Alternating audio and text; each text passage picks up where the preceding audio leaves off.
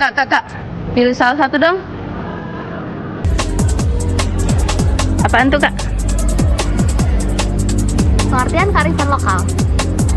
Nah, jadi kearifan lokal atau yang biasa kita kenal dalam bahasa Inggrisnya sebagai local genius itu pertama kali diperkenalkan oleh Quaritch Wells pada kisaran tahun 1948 hingga tahun 1949 Masehi. Nah, menurut Wells, kearifan lokal itu adalah kemampuan kebudayaan setempat ketika dia dihadapkan dengan kebudayaan asing dan dipertemukan atau saling berhubungan. Nah, selain Wells, ada juga tokoh lain loh yang mengemukakan pendapatnya mengenai pengertian kearifan lokal. Salah satunya adalah Sartini. Menurut Sartini, kearifan lokal itu adalah nilai-nilai kebijaksanaan yang dianut oleh masyarakat setempat yang memiliki nilai-nilai yang baik, dipatuhi, diikuti, serta tertanam dalam diri masyarakat tersebut. Halo Kak. Halo. Boleh tolong pilih ini nggak? Boleh. Ini. Dapat apa tuh?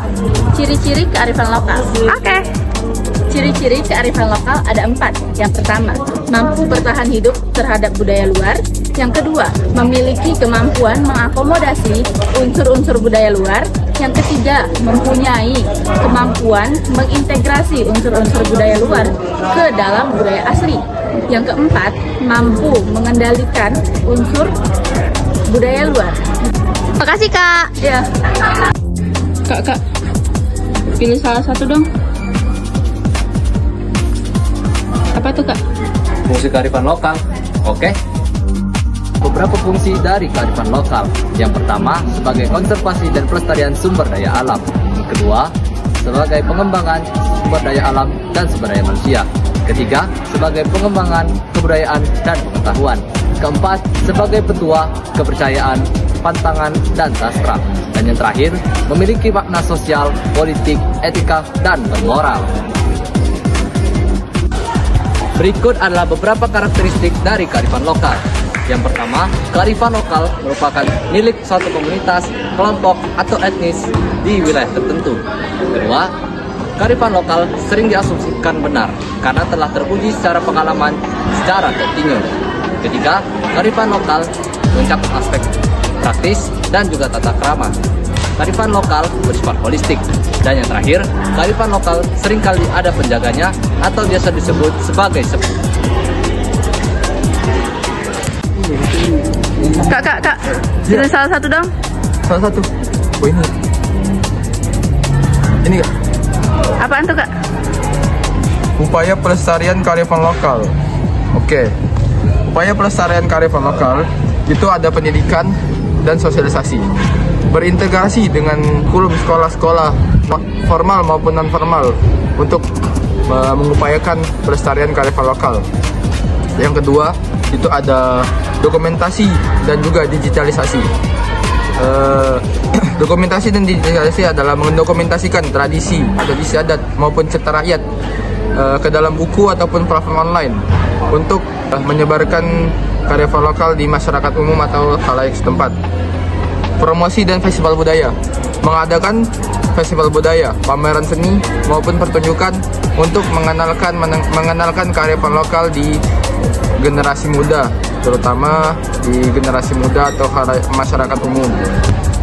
Sekian dari saya, terima kasih.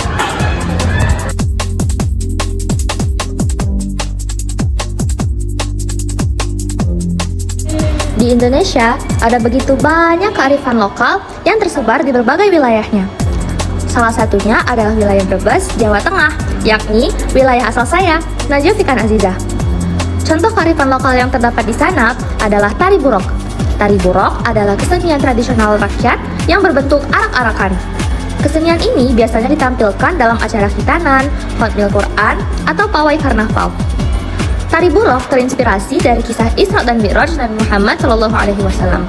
Dalam kisah tersebut, Nabi Muhammad menggunakan burok, makhluk Allah yang berbentuk kuda bersayap, untuk melakukan perjalanan dari Masjidil Haram ke Masjidil Aqsa dan Sidratul Muntaha. Adapun kearifan lokal dari daerah saya, Anissa masih Jessica, yaitu songket. Songket adalah jenis tenun tradisional Indonesia yang berasal dari Sumatera Selatan.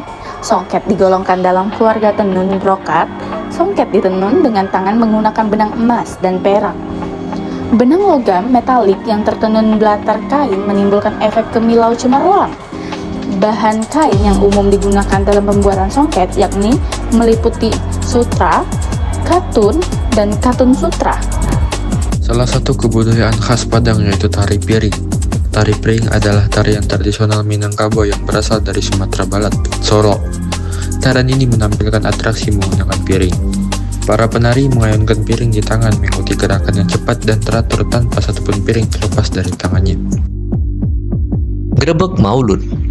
Grebek Maulud merupakan salah satu kearifan lokal dari wilayah Yogyakarta. Tradisi ini bertujuan untuk memperingati hari kelahiran Nabi Muhammad SAW. Tradisi ini telah dilaksanakan oleh masyarakat Yogyakarta sejak zaman kerajaan dan masih dilakukan hingga saat ini. Grebek Maulud biasanya dilaksanakan pada tanggal 12 Rabiul Awal yang merupakan hari kelahiran Nabi Muhammad SAW. Prosesi ini diawali dengan pembacaan doa dan pengajian di Masjid Gede Kauman, Yogyakarta. Setelah itu, prosesi dilanjutkan dengan arak-arakan gunungan yang merupakan sebuah kereta kencana yang dihiasi dengan berbagai macam hiasan dan dibawa oleh para abdi dalam Keraton Yogyakarta.